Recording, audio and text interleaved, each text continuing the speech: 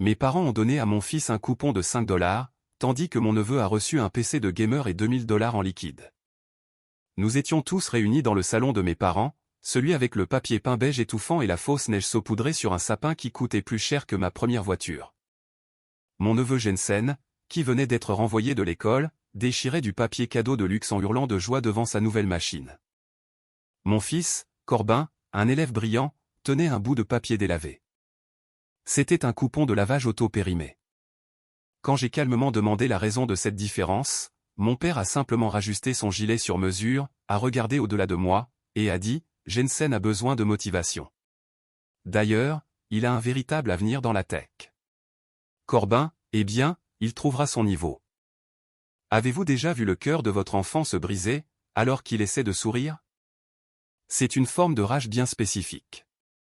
Un silence aveuglant, assourdissant, qui s'installe jusque dans vos os. Je n'ai pas crié. Je n'ai pas renversé la lourde table en acajou. J'ai juste regardé les 2000 $ dans la main de mon neveu. De l'argent qui, je le savais avec une certitude absolue, venait directement de mon propre compte en banque. Le salon sentait la cannelle, les aiguilles de pain coûteuses, et ce parfum douceâtre et écœurant. Le parfum que ma mère, Blé, portait toujours quand elle voulait impressionner des gens qui n'étaient même pas là. Le feu crépitait dans l'âtre, une imitation électrique de chaleur qui correspondait parfaitement à l'atmosphère de la pièce. Ma sœur, Fallon, était assise sur le canapé en velours, son téléphone en l'air, filmant Jensen alors qu'il éventrait pratiquement la lourde boîte en carton. Il n'a même pas dit merci. Il a juste hurlé à propos de la carte graphique et a exigé de savoir si les écrans étaient inclus. Je baisse les yeux vers Corbin, mon garçon. Il a 12 ans, tout en coude et en genoux, avec cette nature calme et observatrice qui le fait paraître bien plus vieux que son âge. Il était assis par terre, les jambes croisées, tenant le fin morceau de papier entre son pouce et son index. Je pouvais voir les bords du papier trembler légèrement. C'était un coupon pour une réduction de 5 $ sur un lavage premium, dans une station-service à 3 villes de là. L'encre était passée. La date d'expiration était clairement estampillée en bas. Octobre de l'année dernière. Il leva les yeux vers mon père, Oy, qui se tenait près de la cheminée avec un verre de bourbon hors de prix à la main. Corbin força les coins de sa bouche à se relever. « Merci, papy, dit-il doucement. Et il le pensait vraiment. C'est ça qui me tue. Je l'ai élevé pour qu'il soit poli, pour qu'il trouve le bon côté des choses, pour qu'il soit respectueux même quand le respect n'est pas mérité. Je l'ai élevé pour qu'il soit un homme meilleur que ceux qui se trouvaient dans cette pièce. » Mon père n'a même pas baissé les yeux. Il était trop occupé à sourire à Jensen, qui s'éventait maintenant avec 20 billets croustillants de 100 $. Je fis un pas en avant. Le parquet grinça sous mes lourdes bottes de travail. Je ne suis pas du genre costume-cravate. Je gère des flottes d'équipements lourds, de la logistique, des bulldozers, des excavatrices. Je porte de la flanelle et du jean parce que je travaille pour gagner ma vie. Un fait qui a toujours été une source de profonde honte tacite pour mes parents. Ils préfèrent l'illusion de la réussite des cols blancs, même si elle est bâtie sur un château de dettes. « Papa » dis-je, en gardant la voix basse, essayant de contenir l'ouragan qui tourbillonnait dans ma poitrine. Un coupon périmé de 5 $, et Jensen reçoit un ordinateur et 2000 $. C'est là qu'il l'a dit. Cette phrase sur Jensen qui a un vrai avenir, et Corbin qui trouvera simplement son niveau. Il l'a dit assez fort pour que toute la pièce l'entende. Fallon a eu un sourire narquois, posant son téléphone juste assez longtemps pour prendre une gorgée de son champagne.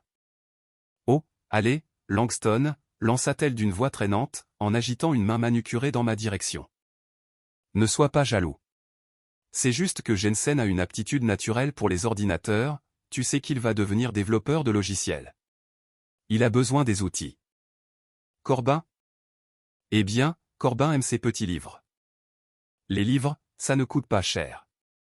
Jensen avait été renvoyé parce qu'il avait été surpris en train de fumer une cigarette électronique dans le vestiaire du collège, puis avait essayé de se battre avec le professeur de sport qui la lui avait confisqué. Il était en échec dans 3 matières. Corbin venait d'être inscrit au tableau d'honneur régional et passait ses week-ends à faire du bénévolat au refuge pour animaux. J'ai regardé ma mère, espérant une once d'intervention maternelle. Blé s'est contenté de rajuster son collier de perles et de soupirer de façon théâtrale. « Langston, s'il te plaît, ne commence pas à faire de drame à Noël. C'est épuisant. Nous essayons d'avoir une belle matinée esthétique. J'ai de nouveau regardé l'argent dans la main de Jensen. 2000 $. La somme exacte que mon père m'avait supplié de lui prêter il y a à peine 6 jours. Il m'a fallu toute la force du monde pour ne pas démolir cette maison jusqu'aux fondations, sur le champ. Comment en étions-nous arrivés là? Comment avais-je pu les laisser traiter mon fils comme un fantôme dans sa propre famille? Pour comprendre l'audace absolue de ce moment, il faut se promener dans le musée de la douleur que ma famille a soigneusement organisé au fil des ans. Ils m'ont toujours traité comme l'employé de maison qui avait parfois le droit de s'asseoir à la table du dîner. Mais ce qui est drôle avec le personnel de service, c'est que nous détenons toutes les clés. Nous voyons tout. Regardons la pièce à conviction A. Il y a 2 ans, Fallon a réussi à conclure une seule et unique vente immobilière. C'est une agente immobilière qui passe plus de temps à poser devant les maisons qu'à les vendre réellement. Mais cette unique vente a suffi pour que mes parents la déclarent future magnate de l'immobilier de Pittsburgh. Ils ont insisté pour organiser un énorme dîner de célébration dans un steakhouse chic du centre-ville. Qui a payé? C'est moi. J'ai lâché une somme considérable pour des côtes de bœuf maturées à sec, du vin importé, et des apéritifs au nom que je ne pouvais même pas prononcer. Je suis arrivé directement du chantier parce qu'une grue était tombée en panne et que j'avais dû réparer moi-même le système hydraulique. Je me suis lavé du mieux que j'ai pu, mais j'avais encore de la graisse sous les ongles et je portais ma lourde veste en toile. Quand je suis arrivé, Blé m'a intercepté à la porte. Elle a regardé mes bottes comme si je venais de traîner du fumier dans un lieu saint. Langston, a-t-elle chuchoté, la voix tendue par l'embarras. On va te faire asseoir au bout de la table, près des portes de la cuisine. Tu ne colles pas à l'ambiance. Fallon veut prendre des photos pour sa page professionnelle, et tu as l'air d'un mécanicien. J'ai payé l'addition entière, 3000 $, et je me suis assis près des portes battantes de la cuisine à regarder ma sœur trinquer à son propre succès factice. La pièce à conviction B est bien pire, car elle concerne Corbin. L'année dernière, pour son 11e anniversaire, nous sommes allés chez mes parents pour le gâteau. Ma mère a fait tout un spectacle en apportant un cadeau. C'était un vélo, mais il n'était pas neuf. C'était le vieux VTT de Jensen. Les pneus étaient complètement lisses, la chaîne était entièrement rouillée, et le cadre était couvert de rayures. Nous pensions qu'il était temps que tu apprennes à monter sur un plus grand vélo, chérie, a dit Blé en souriant pour la photo. Corbin, essayant d'être bon joueur, est monté dessus. La pédale s'est immédiatement cassée, lui entaillant le tibia. Il a saigné sur leur précieuse allée. Savez-vous ce que Jensen a reçu ce même week-end, juste parce que c'était un samedi ensoleillé? Un drone photographique haut de gamme. Mon père l'a acheté parce que Jensen avait dit qu'il s'ennuyait. Corbin a pansé sa propre jambe et a passé le reste de l'après-midi à regarder son cousin faire voler un jouet à 1000 $ dans les arbres. Mais la pièce à conviction c'est celle qui a vraiment allumé la mèche en cette matinée de Noël. 6 jours avant Noël, mon téléphone a sonné à 6 heures du matin. C'était Oi. Il était pratiquement en hyperventilation.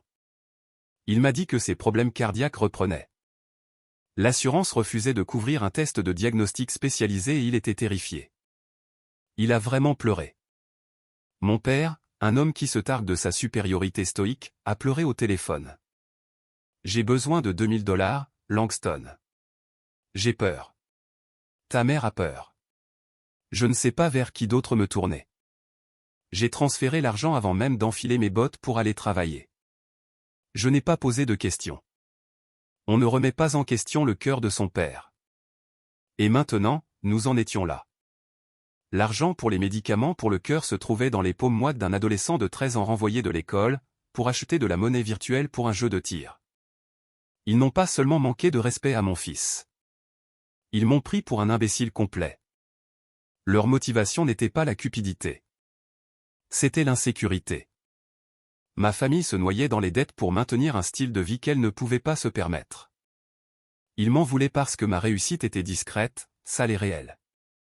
Je travaillais dans la boue avec des machines et de l'huile, et j'avais construit une vie solide comme le roc. Je n'avais pas besoin de filtre Instagram. Ils mettaient Fallon en avant parce qu'elle était exactement comme eux, un extérieur parfait et brillant avec absolument rien pour le soutenir à l'intérieur. Chaque fois que je les aidais, c'était un rappel de leur propre échec. Alors, il punissait la seule personne qu'il pouvait. Il punissait mon garçon. J'ai regardé Corbin plier soigneusement le coupon sans valeur de 5 $ et le glisser dans sa poche. Il n'a pas pleuré. Il avait juste l'air fatigué. C'est à ce moment-là que la tristesse a disparu, remplacée par quelque chose de froid, de tranchant et de métallique. Il me traitait comme l'employé de maison. Il pensait que j'étais juste un mécanicien stupide avec un portefeuille ouvert. Mais le personnel de service sait exactement où les lignes électriques sont enterrées, et j'étais sur le point de toutes les couper. Ce que ma famille ne savait pas, ce qu'ils ignoraient délibérément parce que cela ne correspondait pas à leur récit du col bleu décevant, c'était la réalité de ma situation financière. Je ne me contentais pas de réparer des tracteurs. Je possédais la flotte. Je possédais l'entreprise de logistique qui déplaçait les engins lourds à travers 3 États. J'avais massivement investi dans l'immobilier industriel. J'étais, selon tous les critères mesurables, un homme très riche. Mais je vivais dans une modeste maison de 3 chambres, je conduisais un camion fiable et je portais des vêtements de travail. Je n'achetais pas de symbole de statut. Au lieu de cela, je finançais l'illusion de toute ma famille élargie. J'avais un registre invisible dans mon esprit, et un compte bancaire bien réel, désigné uniquement pour leur survie. Je l'appelais le fonds familial. Laissez-moi vous détailler les chiffres, car les chiffres sont la partie la plus choquante de toute cette histoire pathétique. Mes parents vivaient dans une maison coloniale de 4 chambres, dans un quartier où ils n'avaient rien à faire. Je payais leurs impôts fonciers chaque année. Cela représente 12 000 $ par an. Je couvrais leur assurance maladie complémentaire. Je payais leurs factures d'électricité, qui étaient toujours astronomiques parce que Blé insistait pour maintenir la maison à 21 degrés toute l'année, même lorsque la neige s'accumulait jusqu'aux fenêtres. Je dépensais environ 1 200 $ par mois juste pour maintenir les lumières allumées et le garde-manger rempli de produits bio que Oil laissait probablement pourrir dans le bac à légumes. Ensuite, il y avait Fallon, ma chère sœur à succès et esthétique. Elle vivait dans un loft de luxe en centre-ville. Elle racontait à tout le monde que son agence immobilière subventionnait son logement comme une prime de performance. C'était un mensonge. Je payais son loyer, 3 500 $ par mois, prélevé automatiquement de mon compte à son propriétaire. Je le payais parce que ma mère m'avait supplié en pleurant il y a 3 ans que Fallon allait être expulsé et que cela ruinerait sa marque. Et n'oublions pas le voyage d'été annuel à Aspen.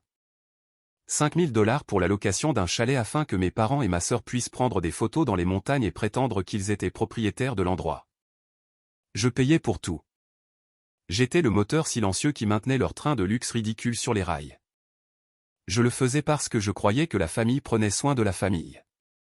Je croyais qu'un jour, ils verraient ma valeur. Je croyais que si je leur facilitais la vie, ils auraient la capacité d'être gentils avec Corbin.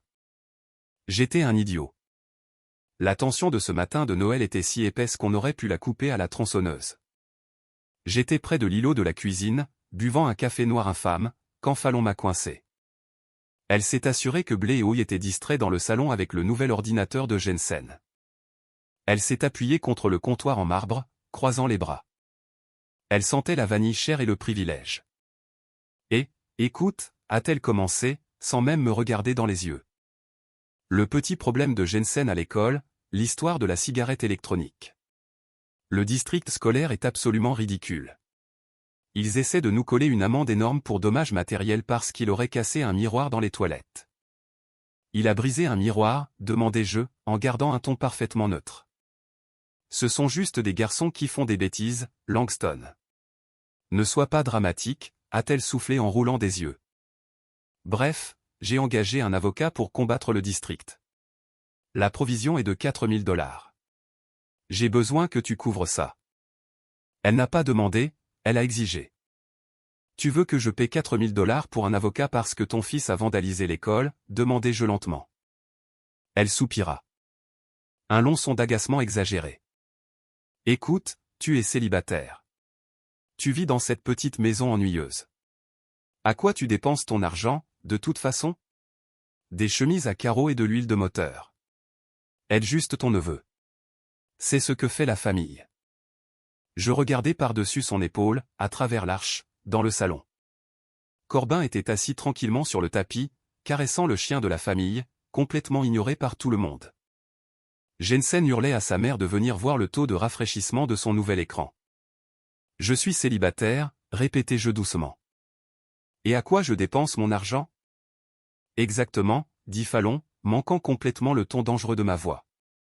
Fais-moi juste le virement d'ici demain. L'avocat en a besoin. Elle tendit la main et tapota ma chemise en flanelle, enlevant une poussière invisible. Tu sais, si tu t'habillais mieux, tu pourrais peut-être trouver une femme qui te tolérerait. Je souris. Ce n'était pas un sourire heureux. C'était le sourire d'un homme qui venait de réaliser qu'il tenait le détonateur d'un explosif massif. Je ne paierai pas les 4000 $, Fallon, dis-je. Elle s'arrêta, la main suspendue en l'air. Pardon? Tu m'as entendu. Je ne paie pas, dit à Jensen de vendre son nouvel ordinateur. Elle ricana, son visage devenant d'un rouge hideux. Tu es si égoïste. Tu n'es qu'un sale mécanicien, Langston. Tu ne comprendras jamais comment fonctionne le vrai monde. Tu es juste aigri.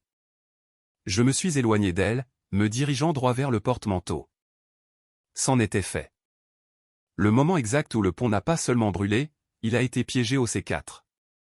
J'ai attrapé nos manteaux sur le porte-manteau près de la porte d'entrée. Corbin, appelai-je, ma voix tranchant le bruit du jeu vidéo de Jensen. Mets tes chaussures. On s'en va. Mon père leva enfin les yeux des écrans lumineux. Vous partez? Il est à peine midi. On mange la côte de bœuf à 14 heures. Nous avons d'autres projets, dis-je simplement. J'ai aidé Corbin à enfiler son lourd manteau d'hiver, en m'assurant que son écharpe était bien nouée. Je n'ai pas dit au revoir. Je n'ai pas souhaité un joyeux Noël. J'ai juste ouvert la lourde porte en chêne et je suis sorti dans l'air glacial de la Pennsylvanie. Le trajet jusqu'à mon camion m'a paru long d'1 kilomètre. La neige crissait sous nos bottes, un son dur et cassant. J'ai déverrouillé le F-150 et j'ai hissé Corbin sur le siège passager avant de grimper derrière le volant. L'intérieur de la cabine était glacial. J'ai démarré le moteur et j'ai mis le chauffage au maximum, serrant le volant jusqu'à ce que mes jointures deviennent d'un blanc bleuté. Je n'ai pas démarré tout de suite. Je suis juste resté là, à regarder le panache de fumée s'élever dans le ciel gris, essayant de contrôler ma respiration. Corbin était parfaitement immobile à côté de moi. J'ai jeté un coup d'œil. Il avait les mains sur ses genoux, ses doigts traçant les bords de ce pathétique coupon de lavage auto-délavé. Il regardait droit devant lui, le tableau de bord. Puis, d'une voix si petite qu'elle a failli me briser complètement, il a demandé, « Papa, est-ce que je ne suis pas assez intelligent ?» La question m'a frappé comme un coup physique à la poitrine. Tout l'air a quitté mes poumons. Quoi, ai-je étouffé? Papy a dit que Jensen a un vrai avenir. Il a eu tout cet argent et l'ordinateur parce qu'il réussit bien. J'ai eu que des As sur mon bulletin. J'ai aidé Monsieur Henderson à réparer sa clôture la semaine dernière. Est-ce que je fais quelque chose de mal? Est-ce que je dois être meilleur? Ma vision s'est brouillée. Une pression chaude et piquante s'est accumulée derrière mes yeux. J'ai mis le camion en position de stationnement, j'ai détaché ma ceinture de sécurité et je me suis penché sur la console pour serrer mon fils dans une étreinte écrasante.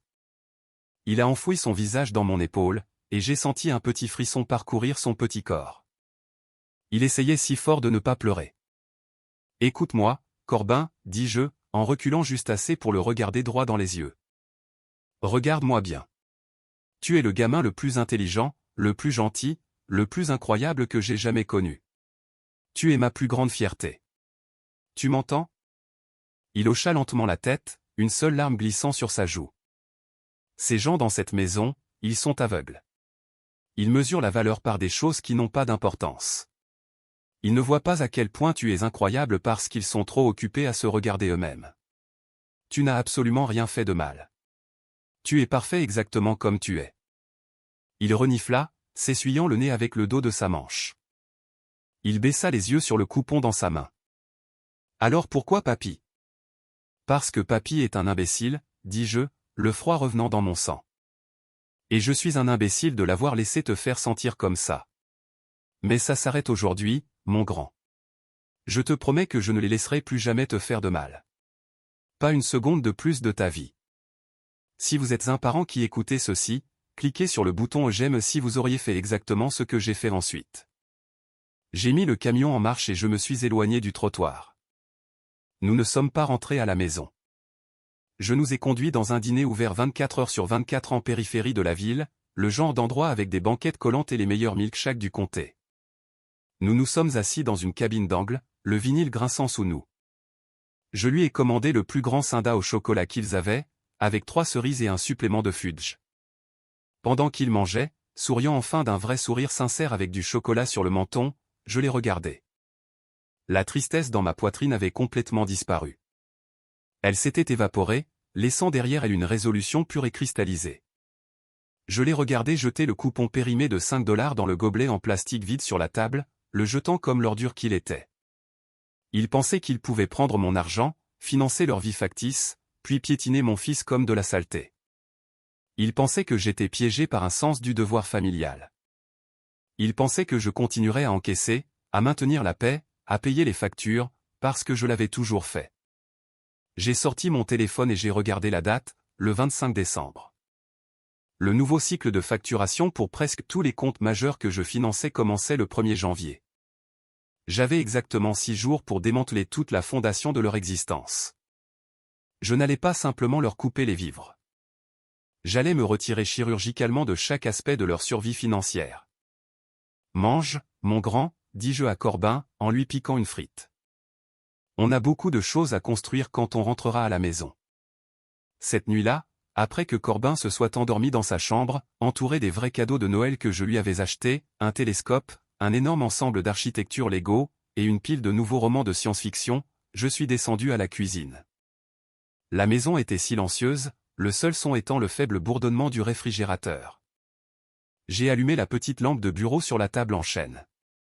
J'ai ouvert mon ordinateur portable robuste, celui que j'utilise pour gérer les contrats de logistique et les feuilles de calcul de la chaîne d'approvisionnement.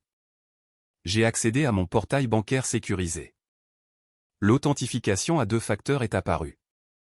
Un SMS a retenti sur mon téléphone. 6 chiffres. Je les ai tapés. L'écran s'est chargé, révélant le tableau de bord de mes finances. Il était là, juste en dessous de mes comptes professionnels principaux et de mon épargne personnelle. Le compte que j'avais nommé en interne le fonds familial. J'ai cliqué dessus. Le solde disponible me fixait en chiffres noirs et gras. 42 650 $. C'était le trésor de guerre. C'était la réserve d'argent qui maintenait les lumières allumées dans une maison où j'étais à peine le bienvenu. C'était l'argent qui permettait à ma sœur de conduire une Audi en location tout en insultant mes vêtements de travail. C'était l'argent que mon père avait utilisé pour acheter à son petit-fils renvoyé de l'école un PC de gamer à 2000 $, tout en jetant à mon fils le plus brillant un déchet. Je ne ressentais plus de colère.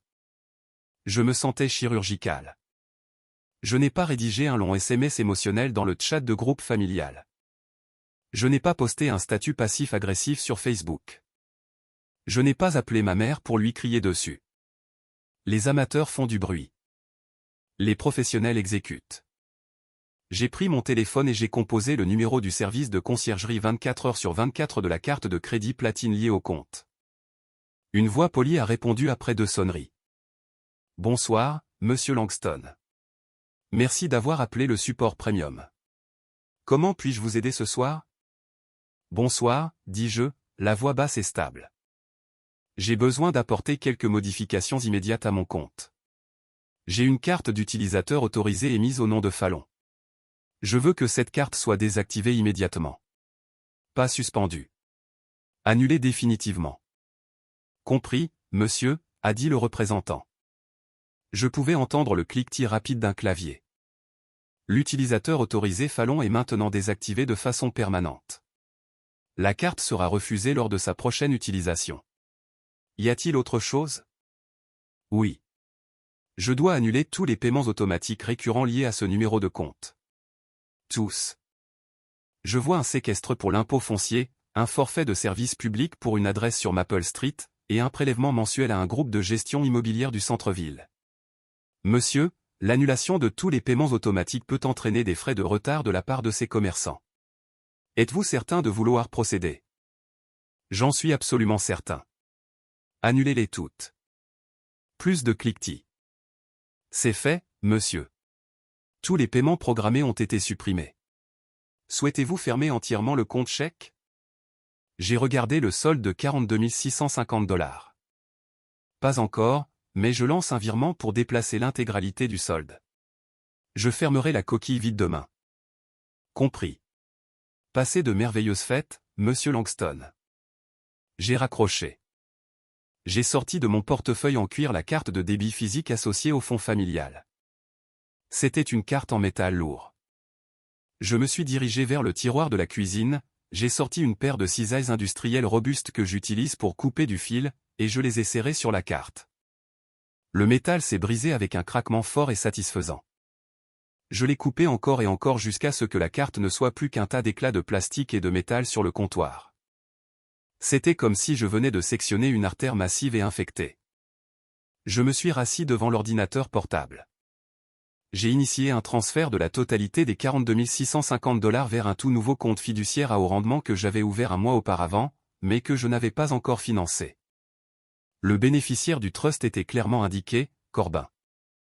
L'écran s'est actualisé. Le solde du fonds familial affichait maintenant 0 $. J'ai fermé l'ordinateur portable. Le silence dans la cuisine semblait différent maintenant. Il n'était pas solitaire. Il était propre. L'hémorragie s'était arrêtée.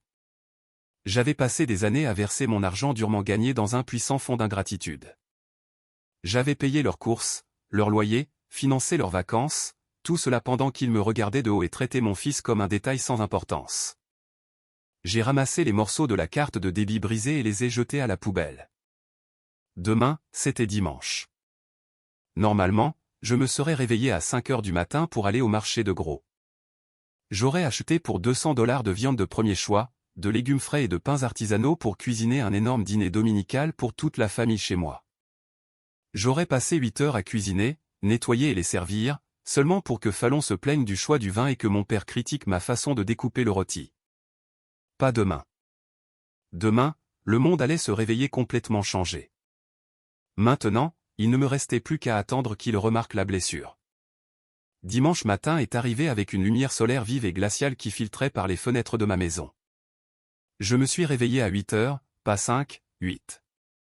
Je suis resté au lit un long moment, fixant le plafond, attendant le nœud d'anxiété familier qui accompagnait habituellement les dimanches en famille. Il n'est jamais venu. Je me sentais plus léger que je ne l'avais été depuis une décennie. J'ai enfilé un pantalon de jogging et j'ai traversé le couloir. La porte de Corbin était ouverte. Il était assis sur son tapis en pyjama, assemblant soigneusement les pièces complexes de son nouvel ensemble Lego. Il a levé les yeux et m'a fait un grand sourire facile. « Salut papa. Cet ensemble est génial. Il a plus de 3000 pièces. Salut mon grand. Tu veux des pancakes pour le petit déjeuner? Les grands avec des pépites de chocolat. » Ses yeux se sont écarquillés. « On peut? D'habitude, on doit manger ces œufs sophistiqués que mamie aime le dimanche. »« Pas aujourd'hui, dis-je en souriant. Aujourd'hui, on mange ce qu'on veut. » Nous sommes allés à la cuisine. J'ai mis une radio de rock classique, une station que mon père appelait toujours le bruit des cols bleus, et nous avons commencé à mélanger la pâte. Nous rions, retournant des pancakes difformes, mettant de la farine sur les comptoirs. C'était désordonné, c'était bruyant, et c'était parfait. Vers 9h30, mon téléphone, qui était posé sur l'îlot, a vibré. Puis il a vibré encore et encore. Il vibrait tellement qu'il se déplaçait lentement sur le comptoir en granit. Je me suis essuyé les mains sur une serviette et je l'ai pris. C'était le chat de groupe, fameusement intitulé Les Royaux du Dimanche. Les notifications s'empilaient comme un carambolage sur l'autoroute. Blé, Langston, à quelle heure on vient? Papa veut regarder le match à 13h. Donc, on peut manger pour midi? Fallon, et aussi, n'utilise pas cette poudre d'ail bon marché cette fois. Ça m'a donné des brûlures d'estomac la semaine dernière. Assure-toi d'avoir l'eau pétillante que j'aime. Oui, tu as pris les cigares que je t'ai demandé? Fallon, allô? Langston, tu nous ignores? Jensen a faim. J'ai regardé les messages. Autrefois, la lecture de ces exigences aurait fait monter mon rythme cardiaque en flèche. J'aurais été en panique, m'excusant d'avoir manqué un texto, me précipitant au magasin pour acheter la marque spécifique d'or de prix de Fallon. J'ai regardé Corbin. Il noyait joyeusement ses pancakes aux pépites de chocolat dans du sirop d'érable. complètement inconscient des demandes numériques de personnes qui ne le valorisaient pas. J'ai tapé dans la zone de texte. Je n'ai pas écrit une dissertation. Je n'ai pas expliqué mes sentiments. J'ai tapé exactement 5 mots. Je ne reçois plus. Bon dimanche. J'ai appuyé sur envoyer. Puis je suis allé dans les paramètres et j'ai mis le chat de groupe en sourdine. J'ai posé le téléphone face contre le comptoir et je suis retourné à la cuisinière pour retourner un autre pancake. Le silence qui a suivi était lourd. Lourd de la tempête à venir. Je savais exactement ce qui se passait chez mes parents à ce moment-là. Blé devait fixer son écran, incrédule. Oy devait probablement devenir rouge, offensé que son chef personnel et sa banque se rebellent. Fallon roulait probablement des yeux, supposant que je faisais juste un caprice temporaire. Il pensait que c'était à propos du dîner du dimanche. Il n'avait aucune idée que j'avais déjà démoli toute l'infrastructure financière de leur vie. À 14 heures, mon téléphone comptait 47 appels manqués. 15 de Blé, 20 de Oy, 12 de Fallon. Il y avait aussi plusieurs SMS de Brig, mon cousin, qui agissait essentiellement comme le cheerleader personnel et le larbin de Fallon. Il adorait m'emprunter de l'argent et oublier de le rembourser, tout en étant d'accord avec Fallon sur le fait que j'étais inculte. Brig, mec, quel est ton problème? Tante Blé est en larmes. Tu gâches le dimanche. Ne sois pas un tel mécanicien radin. J'ai supprimé son message sans répondre. Corbin et moi avons passé l'après-midi dans une salle d'escalade locale. Nous avons ri jusqu'à en avoir mal aux côtes. J'ai regardé mon fils prendre confiance sur le mur, grimpant plus haut, se faisant confiance. Il n'était plus le gamin silencieux et timide du salon. Il était vivant. Quand nous sommes rentrés à la maison, le soleil commençait à se coucher. J'ai vérifié mes emails. Il était là, le premier domino qui tombait. Un message automatisé de la compagnie d'électricité concernant l'adresse de mes parents. Objet, paiement échoué. Votre paiement automatique programmé a été refusé. Veuillez mettre à jour vos informations de facturation immédiatement pour éviter une interruption de service. Je souris. La panique commençait enfin à s'installer. Si vous appréciez cette histoire sur la reprise de contrôle, faites-moi une immense faveur. Appuyez sur le bouton j'aime sur cette vidéo. Abonnez-vous à la chaîne, et laissez un commentaire ci-dessous avec le nom de la ville où vous vivez. Chaque commentaire aide cette vidéo à toucher plus de personnes qui pourraient avoir besoin d'entendre cela. Merci beaucoup. L'hémorragie s'était arrêtée et les véritables conséquences pour ma famille ne faisaient que commencer. Lundi après-midi est arrivé avec une lourde odeur de carburant diesel et de terre humide. J'étais sur le parking en gravier de mon principal parc d'équipement, en train d'effectuer un contrôle de diagnostic sur une énorme excavatrice qui venait de rentrer d'un projet autoroutier. Le vent était mordant, traversant ma veste en toile. Mais je me sentais incroyablement chaud à l'intérieur. Mon téléphone, posé sur la boîte à outils en métal à côté de moi, a commencé à sonner. L'identification de l'appelant affichait le nom de ma mère. Je l'ai laissé sonner 3 fois avant d'essuyer la graisse de mes mains avec un chiffon et de décrocher. « Bonjour, mère, dis-je, gardant ma voix aussi lisse et imperturbable qu'une plaque de verre. »« Langston » cria Blé dans le récepteur. Le bruit de fond ressemblait à un magasin bondé. « Mais qu'est-ce qui se passe avec la carte bancaire ? » Je suis à la caisse de Whole Foods. La caissière vient d'essayer de passer la carte pour $350 de course et elle a été refusée. Elle a dit que le compte est fermé. C'est incroyablement embarrassant. La femme derrière moi me dévisage. Appelle la banque immédiatement et règle ce problème. Je me suis appuyé contre la chenille en acier froid de l'excavatrice et j'ai levé les yeux vers le ciel gris. Ce n'est pas un problème, mère. Le compte est fermé. Je l'ai fermé hier soir. Cette carte n'est plus qu'un morceau de plastique inutile maintenant. Tu peux la jeter à la poubelle. Il y eut un silence de mort au bout du fil. Je pouvais presque entendre les rouages tourner dans sa tête alors qu'elle essayait de traiter la réalité de la situation. Qu'est-ce que tu veux dire par « tu l'as fermé » ? Tu ne peux pas le fermer. Comment suis-je censé payer ces courses ? J'ai des fromages importés dans ce chariot, Langston. Et les vitamines chères de ton père. Tu devras utiliser ton propre argent, répondis-je calmement. Ou remettre le fromage en rayon. Écoute-moi bien tout de suite, aboya une voix différente, beaucoup plus grave, dans le téléphone. où il lui avait arraché l'appareil des mains. Sa voix vibrait de cette autorité agressive familière qu'il utilisait toujours quand il voulait me remettre à ma place. Je ne sais pas quel genre de caprice d'enfant tu fais, Langston, mais ça s'arrête aujourd'hui. On n'humilie pas sa mère en public pour un désaccord mesquin. Tu es en train de déchirer cette famille pour un coupon de 5 $. C'est pathétique. Réactive l'argent. L'audace absolue de sa déclaration s'est abattue sur moi, mais cela ne m'a pas mis en colère. Cela n'a fait que confirmer tout ce que je savais déjà. Je ne suis pas en colère pour un coupon de 5 $, papa, dis-je, ma voix baissant d'un octave, portant un poids que je ne les avais jamais laissé entendre auparavant. J'ai fermé le compte parce que je refuse d'investir un centime de plus dans une famille qui traite mon fils comme un citoyen de seconde zone. Je ne suis plus votre compte en banque de secours. J'ai démissionné. Espèce de gamin ingrat, siffla Hoy, sa façade de gentleman distingué se fissurant complètement. Après tout ce que nous avons fait pour toi, tu penses que tu peux simplement t'en aller?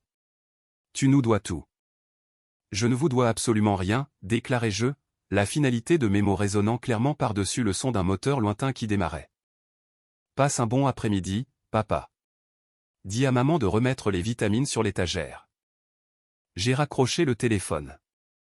C'était comme si je venais de me délester d'un poids de 50 kilos. 10 minutes plus tard, mon téléphone a vibré avec un SMS. C'était de Brig, mon cousin sans colonne vertébrale. Brig a écrit « Et mec, oncle Hoy pète les plombs. Pourquoi tu te comportes comme un mécanicien radin?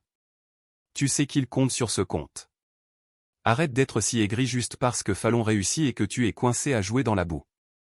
Réactive la carte avant de ruiner toute la famille pour de bon. » J'ai regardé le message, riant littéralement à voix haute dans le parc d'équipement vide. Je n'ai même pas pris la peine de répondre. J'ai simplement bloqué son numéro. Puis une note vocale de Fallon est arrivée. J'ai appuyé sur lecture, le téléphone à l'oreille. Tu te crois si malin, n'est-ce pas, Langston? La voix de Fallon dégoulinait de condescendance et d'amusement arrogant. Tu penses que couper l'argent des courses va me faire peur? Je suis une agente immobilière à succès. Je gagne mon propre argent. Je n'ai pas besoin de ton petit fonds de charité de col bleu. Tu essaies juste de jouer les durs parce que tu es intimidé par le potentiel de Jensen. Regarde-moi bien. Je vais te montrer à quel point nous n'avons pas besoin de toi. Ne me demande jamais une faveur quand tu seras fauché. J'ai écouté sa note vocale 2 fois. Elle était si suprêmement confiante dans son empire factice. Elle croyait vraiment à ses propres mensonges. Elle se pensait intouchable parce qu'elle avait un bureau chic en centre-ville et une voiture de luxe en leasing. Mais Fallon était sur le point de tomber aveuglément dans un piège dont elle ignorait l'existence. Elle était sur le point d'apprendre une leçon très dure sur qui possédait réellement le terrain sur lequel elle se tenait. Le plus grand tour que j'ai jamais joué a été de convaincre ma famille que je n'étais rien de plus qu'un type qui réparait des tracteurs cassés pour vivre. Ils voyaient la graisse sur mes mains et la saleté sur mes bottes, et leurs esprits snobs m'ont immédiatement catalogué comme un travailleur à bas salaire. Ils n'ont jamais pris la peine de regarder au-delà de la surface. Ils n'ont jamais posé de questions sur la structure de mon entreprise.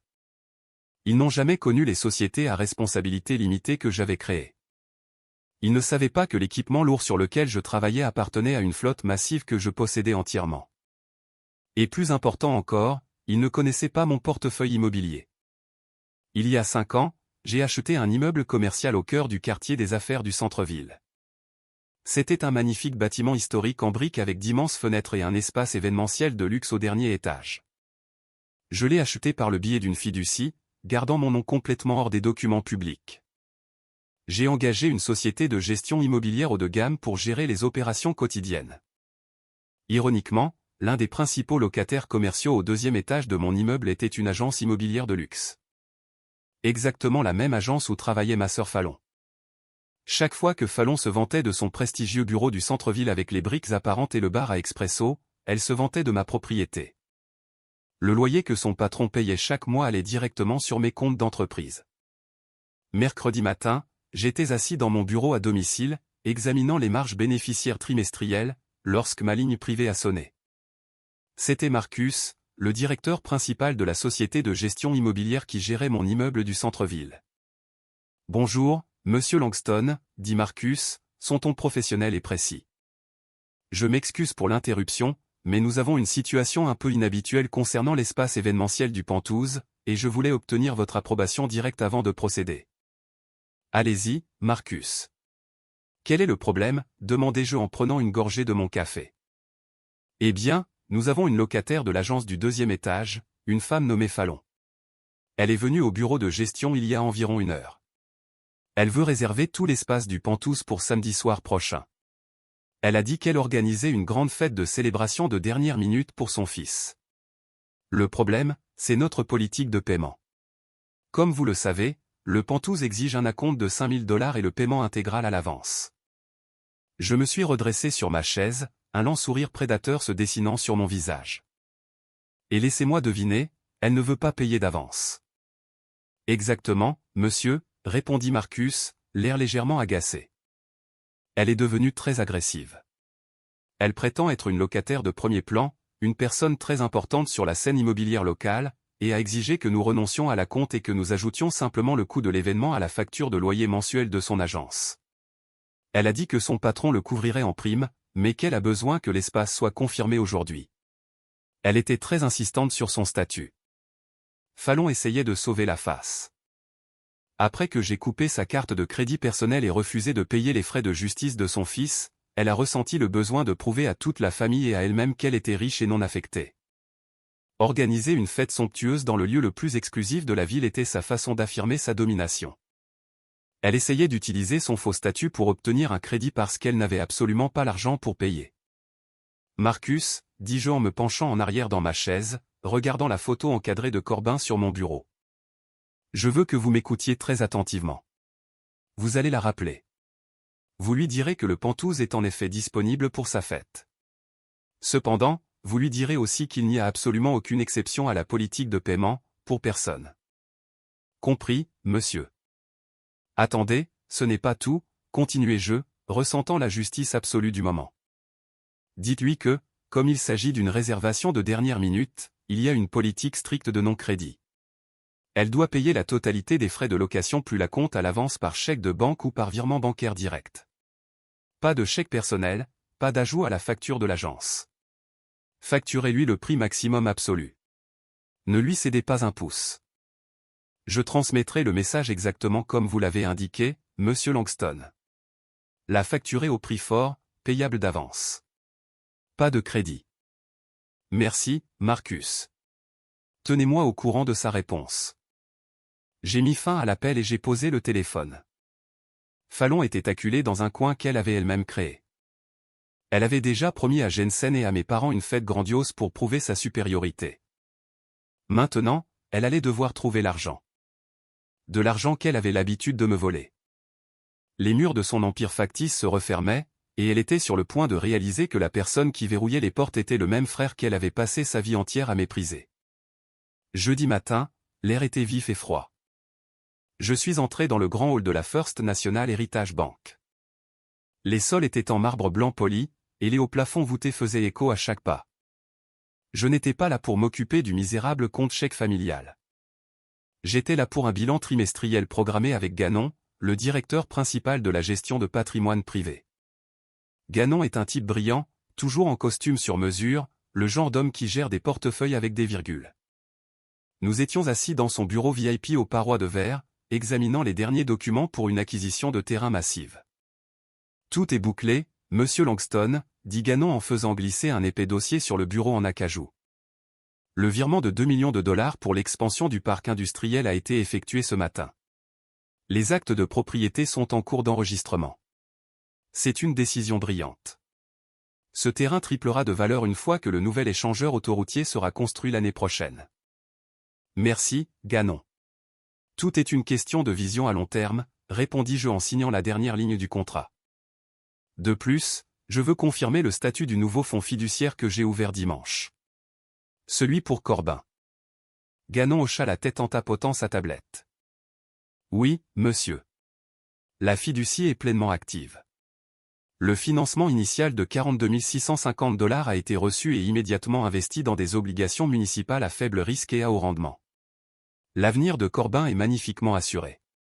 Vous êtes un bon père, Langston. Je souris en pensant au visage de Corbin quand il réaliserait enfin qu'il n'aurait jamais à s'inquiéter de payer ses études ou de démarrer une entreprise. Soudain, une voix forte et stridente perça l'élégance tranquille du hall de la banque. J'exige de parler au directeur de l'agence tout de suite. C'est complètement inacceptable. Savez-vous qui je suis? Je reconnus cette voix instantanément. C'était Fallon. Je regardais à travers le mur de verre du bureau de Ganon.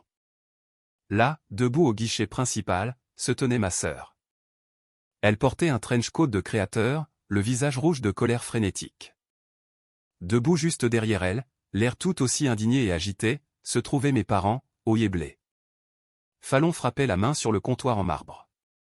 Mon frère a fait une erreur. Ce compte était censé rester ouvert. J'ai besoin que vous autorisiez une ligne de crédit temporaire tout de suite. J'ai un événement majeur à payer aujourd'hui et mes fonds sont bloqués dans des investissements immobiliers. Le pauvre guichetier avait l'air terrifié. Madame, comme je vous l'ai expliqué, vous n'êtes pas la titulaire principale du compte. Le compte a été fermé par Monsieur Langston. Je ne peux émettre aucun crédit ni rouvrir le compte sans sa présence physique et son autorisation. C'est ridicule, tonna Hoy en s'avançant, essayant d'utiliser sa voix de père intimidante sur l'employé de banque d'une vingtaine d'années. Nous sommes des clients de longue date. Vous allez corriger cette erreur immédiatement ou je vous ferai perdre votre emploi. Je me suis lentement levé de mon fauteuil en cuir. J'ai regardé Ganon. Excusez-moi un instant, Ganon. Affaire de famille. Ganon, qui me connaissait assez bien pour connaître mon histoire, haussa un sourcil mais hocha simplement la tête. Il attrapa l'épais dossier contenant les actes de propriété du terrain de 2 millions de dollars et les documents du fonds fiduciaire et me suivit hors du bureau. J'ai ouvert la lourde porte en verre. Le cliquetis de mes bottes de travail sur le sol en marbre a résonné comme des coups de feu dans le silence soudain du hall. Il n'y a pas d'erreur, papa, dis-je, ma voix se projetant clairement à travers la vaste pièce. Fallon, Hoy et Blé se retournèrent. Leurs visages passèrent par une séquence rapide d'émotions, le choc de me voir, puis un soulagement immédiat, pensant que j'étais venu régler la situation, et enfin une profonde confusion en remarquant Ganon marchant respectueusement à mes côtés. Langston, exigea Fallon en marchant vers moi. Dis à cette guichetière incompétente de rouvrir le compte. J'ai besoin de 5000 dollars tout de suite pour garantir le pantouse pour la fête de Jensen. Autorise-le, c'est tout. Je la regardais, mon expression complètement vide. Non. Comment ça, non, halta Blé en serrant son sac à main contre sa poitrine. Langston, s'il te plaît, arrête ces bêtises. Fallon est dans une situation difficile. Tu dois l'aider. Avant que je puisse parler, Ganon s'avança. Il regarda ma famille avec le dédain poli mais ferme d'un homme qui reconnaît un comportement mesquin. Excusez-moi, dit Ganon doucement. Mais les comptes de Monsieur Langston sont entièrement en ordre. En fait, nous venons de finaliser une transaction majeure. Ganon regarda directement Hoy, brandissant l'épais dossier relié en cuir. Monsieur Langston, je ferai envoyer les copies finales de l'acte de propriété du terrain commercial de 2 millions de dollars à votre bureau d'ici demain, et le fonds fiduciaire pour l'éducation de votre fils, Corbin, est entièrement sécurisé et génère des intérêts. Avez-vous besoin d'autre chose de mon service aujourd'hui, monsieur? Le silence qui s'abattit sur le hall de la banque fut absolu. C'était si calme qu'on pouvait entendre le bourdonnement de la climatisation. La bouche de Fallon s'ouvrit. Toute la couleur quitta son visage, la laissant pâle et tremblante. Elle fixa le dossier dans la main de Ganon, puis fixa mes bottes usées, incapable de traiter l'information. Hoy avait l'air d'avoir été frappé par la foudre. Ses yeux s'écarquillèrent, et il fit même un pas physique en arrière, s'agrippant au bord du comptoir pour se stabiliser. 2 millions de dollars, murmura-t-il, l'arrogance complètement effacée de sa voix. Un fonds fiduciaire. Blé me regardait comme si elle ne m'avait jamais vu de sa vie. Le fils qu'il pensait être un échec, le fils qu'il traitait comme un distributeur de billets ambulants pour leurs factures d'épicerie, se tenait dans la section VIP de la banque, concluant des affaires de plusieurs millions de dollars. Je regardais mon père, me souvenant du regard froid et condescendant sur son visage le matin de Noël. Je me suis souvenu des mots exacts qu'il avait utilisés pour justifier le fait de briser le cœur de mon fils pour un déchet de 5 dollars. Je me suis approché de Hoy. Je n'ai pas crié. Je n'ai pas perdu mon sang-froid. J'ai parlé d'une voix si calme et si froide qu'elle aurait pu geler de l'eau. Ne sois pas si choqué, papa, dis-je en me penchant légèrement. Comme tu l'as dit à Corbin le matin de Noël, nous récompensons l'effort. Et Corbin, lui, a un véritable avenir. Je leur ai tourné le dos et je suis sorti de la banque, les laissant chercher leur souffle dans le hall. Si vous appréciez cette histoire sur la reprise de contrôle, faites-moi une immense faveur. Laissez un commentaire disant « Je suis là ». C'est le code secret pour les vrais supporters qui ont regardé jusqu'ici. Je mettrai personnellement un cœur et répondrai à chaque commentaire qui dit « Je suis là ». Merci. Les suites de la rencontre à la banque furent rapides et brutalement absolues. Je n'ai pas seulement tourné le dos à ma famille. J'ai démantelé toute la scène sur laquelle ils jouaient leur vie factice. Le lendemain matin, le facteur a livré le coup de grâce par l'intermédiaire de ma société de gestion immobilière. J'ai fait rédiger par mon avocat d'entreprise un avis formel d'ajustement de bail pour l'agence immobilière du 2e étage où travaillait Fallon. L'avis informait le propriétaire de l'agence que leur loyer était ajusté pour refléter les taux du marché actuel, une augmentation stupéfiante de 40%. Plus important encore, il incluait une demande de paiement de tous les frais de retard accumulés et des remises subventionnées qui avaient été tranquillement ignorées au cours des 3 dernières années. Le patron de Fallon, réalisant qu'il ne pouvait plus se permettre l'emplacement de premier choix en centre-ville, a immédiatement réduit la taille du bureau. Il a déménagé toute l'agence de mon immeuble de luxe vers un centre commercial en périphérie de la ville. Fallon a perdu ses murs en briques apparentes esthétiques, sa machine à expresso sophistiquée, et toute sa fausse identité. Naturellement, Fallon a fait ce que les gens comme elle font toujours quand ils perdent le contrôle. Elle a joué la victime sur Internet. Le vendredi soir, elle a posté un énorme paragraphe larmoyant sur Facebook. Elle a écrit qu'elle faisait face à des difficultés financières inattendues à cause d'un membre de la famille cruel et vindicatif qui essayait de saboter sa carrière par pure jalousie. Elle a prétendu que je punissais son fils innocent pour un malentendu sur un cadeau de Noël. Elle a tagué mes parents, qui ont inondé les commentaires d'émojis en pleurs et de prières pour avoir de la force. J'étais assis à ma table de cuisine, buvant une bière fraîche, en regardant les notifications affluer. Je ne ressentais rien.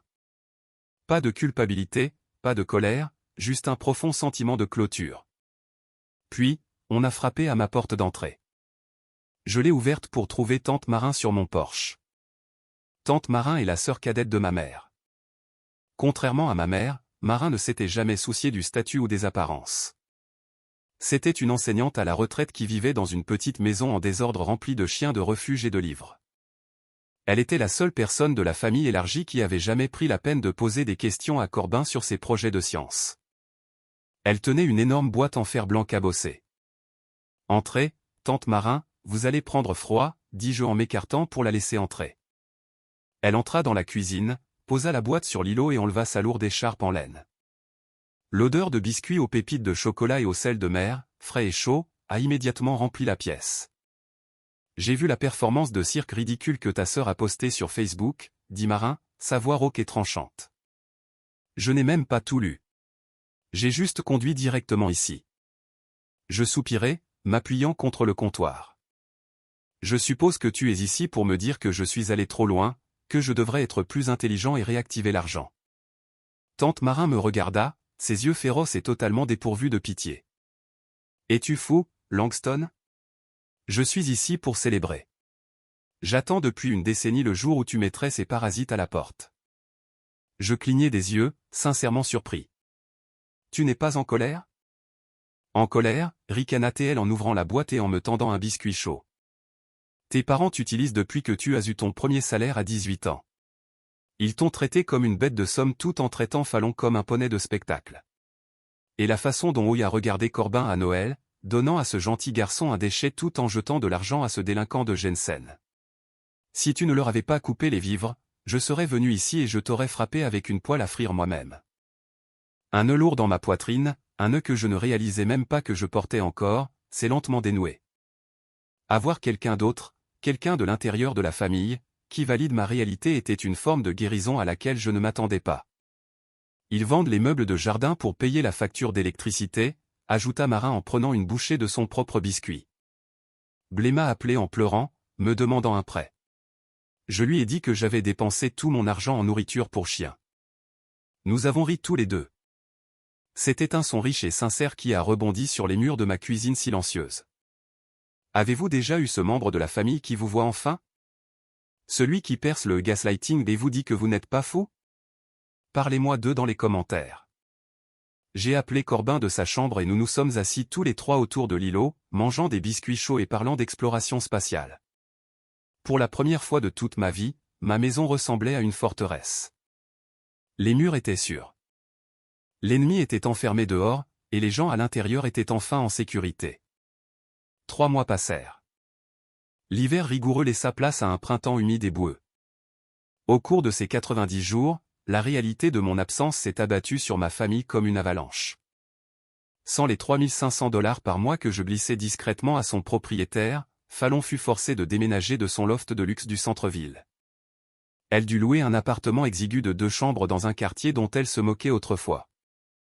Le coup de grâce à son ego est venu lorsque le dépanneur est arrivé au milieu de la nuit et a remorqué son Audi en leasing, parce que je ne faisais plus les paiements d'assurance et de location. Elle fut forcée d'acheter une berline de 10 ans avec la peinture qui s'écaillait.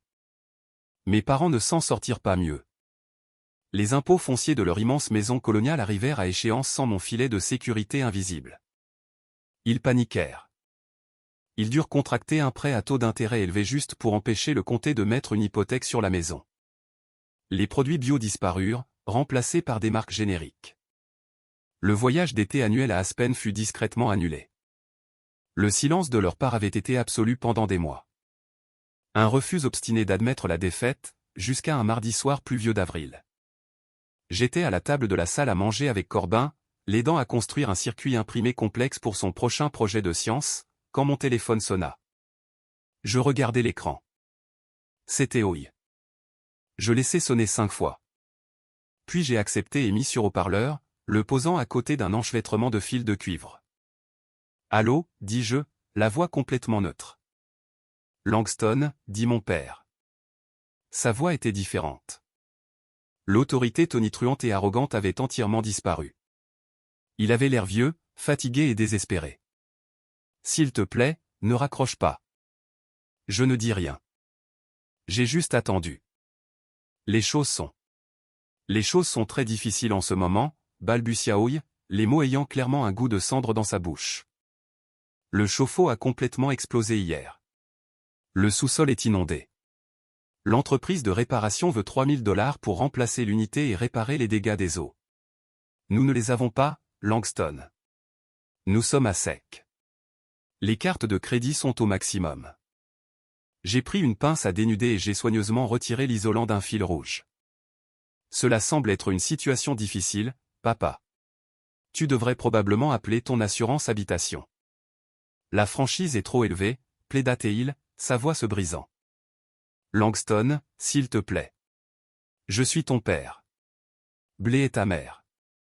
Nous sommes une famille. Les liens du sang sont plus forts que tout.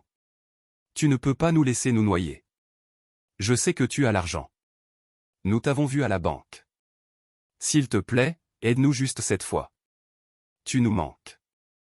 Corbin nous manque. Il a joué la carte du sang. Il a joué la carte de Corbin.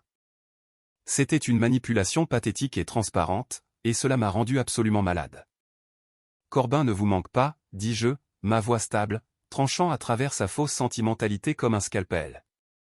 C'est mon compte en banque qui vous manque. L'idiot qui payait pour votre vie pendant que vous l'insultiez vous manque. Ce n'est pas vrai, s'écria Oi. Nous avons fait des erreurs. J'ai eu tort à Noël. Je le vois maintenant. S'il te plaît, mon fils. Tu n'as pas seulement eu tort, papa. Tu as été cruel, et tu n'es désolé que lorsque l'argent a cessé de couler. Laisse-moi te dire les choses très clairement pour que tu n'aies plus jamais à m'appeler. Je me suis penché plus près du téléphone. Je ne te donnerai pas 3000 $. Je ne te donnerai pas 3 $. Tu peux vendre tes clubs de golf hors de prix. Tu peux vendre les bijoux de maman. Vous pouvez prendre des douches froides pour le reste de l'année, ça m'est égal. Tu supplies le mauvais fil. Pourquoi n'appelles-tu pas Fallon? C'est elle qui a du succès, non? Ou appelle Jensen. Il a un vrai avenir dans la tech. Peut-être qu'il peut inventer un robot pour réparer ta plomberie. Langston, s'il te plaît. Nous sommes une famille. Nous n'avons jamais été une famille, l'interrompis-je, mon ton glacial et final. Nous étions une transaction, et la transaction est annulée. J'ai tendu la main et j'ai mis fin à l'appel. J'ai ouvert la liste des numéros bloqués sur mon téléphone et j'y ai ajouté Oyeblé de façon permanente. Le pont n'était pas seulement brûlé. Les cendres avaient été dispersées dans l'océan. J'ai regardé Corbin. Il avait cessé de travailler sur son circuit imprimé et me regardait avec de grands yeux silencieux. « C'était Papy ?» demanda-t-il doucement. « C'était lui, » dis-je, et c'était la dernière fois que nous aurons affaire à lui. Corbin baissa les yeux sur ses fils, un petit froncement de sourcils pensif sur son visage. Puis il leva les yeux et sourit. « D'accord, papa. Tu peux tenir ce fil bleu pendant que je soude la connexion ? » Pas de problème, mon grand, dis-je en prenant le fil. La tempête était enfin terminée. L'air était clair. Un an passe plus vite qu'on ne le pense quand on ne porte pas le poids mort de personnes toxiques sur son dos. C'était le jour de Thanksgiving. L'air extérieur était vif, sentant la fumée de bois et les feuilles séchées. Autrefois, j'aurais été stressé au-delà de toute mesure, transpirant dans ma cuisine, préparant une dinde de 10 kilos pour la servir à une salle pleine de gens qui se plaindraient que la farce était trop sèche. Pas cette année. Cette année, ma maison était remplie d'un autre genre de bruit. Tante Marin était dans la cuisine, se disputant de bonne humeur avec mon contremaître, un géant nommé Dave, sur la bonne façon d'assaisonner une poitrine de bœuf. Quelques-uns de mes amis proches du parc d'équipement étaient sur la terrasse arrière, buvant des stouts épaisses et riant bruyamment. Il n'y avait pas de tapis beige à protéger. Il n'y avait pas de costumes inconfortables ni de séances photo esthétiques forcées. C'était bruyant, désordonné, et merveilleusement réel. J'étais debout près de la grande baille vitrée du salon, regardant la cheminée. Là, encadré en chêne massif, se trouvait un certificat. On pouvait y lire « Première place, foire d'état de robotique et d'ingénierie, présentée à Corbin Langston ». Il l'avait gagné il y a 3 semaines. Il avait conçu un petit drone automatisé capable de naviguer dans des parcours d'obstacles complexes pour livrer des fournitures médicales d'urgence. Il avait tout construit lui-même, travaillant tard le soir. Quand ils ont appelé son nom sur cette scène, j'ai applaudi si fort que j'ai perdu ma voix pendant 2 jours. Il n'a pas eu besoin d'un ordinateur de gamer à 2000 $ pour prouver sa valeur. Il a construit son propre avenir de ses propres mains et avec un esprit brillant. Je suis sorti sur la terrasse arrière. L'énorme fumoir que j'avais construit moi-même fonctionnait à plein régime, remplissant la cour de l'odeur de bois de carrier et de viande rôtie lentement. Corbin était assis sur les marches en bois, lançant une balle de tennis au Golden Retriever de Dave. Il leva les yeux vers moi, son visage détendu et heureux. Il avait grandi de 8 cm au cours de la dernière année. Le gamin silencieux et anxieux du Noël précédent avait entièrement disparu. Il était confiant, sûr de lui, et entouré de gens qu'il aimait pour ce qu'il était exactement, pas pour ce qu'il pouvait leur acheter. La poitrine de bœuf est presque prête, papa, dit Corbin en attrapant la balle de tennis. Tante Marin dit que si Dave touche encore une fois à sa salade de pommes de terre, elle lui plantera une fourchette dans la main. Je ris en m'asseyant sur la marche à côté de lui. Elle ne plaisante pas. On ferait mieux d'aller le protéger. J'ai regardé mon jardin. J'avais cessé de payer pour une table qui avait des règles impossibles. Une table où mon fils ne serait jamais assez bien. Au lieu de cela, j'ai construit une nouvelle table. Une table en bois massif où tous ceux qui s'asseyaient étaient vus, respectés et valorisés. J'entends occasionnellement des rumeurs par le bouche à oreille sur mon ancienne famille. Fallon travaille toujours dans le centre commercial, luttant pour payer son loyer. Mes parents esquivent constamment les agents de recouvrement, vivant dans une maison qu'ils ne peuvent plus se permettre de chauffer correctement. Jensen a finalement abandonné complètement le lycée. Leur empire factice s'est effondré au moment où l'argent réel a disparu. Parfois, les gens me disent que je devrais leur pardonner. Ils disent que garder de la rancune est toxique. Mais ils ne comprennent pas. Je ne garde pas de rancune. Une rancune demande de l'énergie émotionnelle. Je n'ai plus d'énergie émotionnelle pour eux. Ce sont simplement des étrangers qui partagent mon ADN. J'ai protégé ma paix. J'ai protégé mon argent. Et plus important encore, j'ai protégé mon fils. Certains de mes parents, ceux qui parlent encore à mes parents, disent que je suis allé trop loin. Ils disent que ruiner l'entreprise de ma sœur pour un coupon de 5 $ et refuser d'aider mon père à réparer sa maison était vindicatif. Ils me traitent de froid et de sans cœur. Alors, je vous le demande, Reddit, suis-je le méchant pour avoir financièrement paralysé ma famille afin de protéger l'estime de soi de mon fils? Merci beaucoup d'avoir écouté mon histoire. Si vous avez apprécié et que vous voulez entendre plus d'histoires de personnes qui reprennent leur pouvoir, appuyez sur le bouton d'abonnement, laissez un j'aime et partagez vos pensées ci-dessous. Bienvenue sur. On se retrouve dans la prochaine vidéo.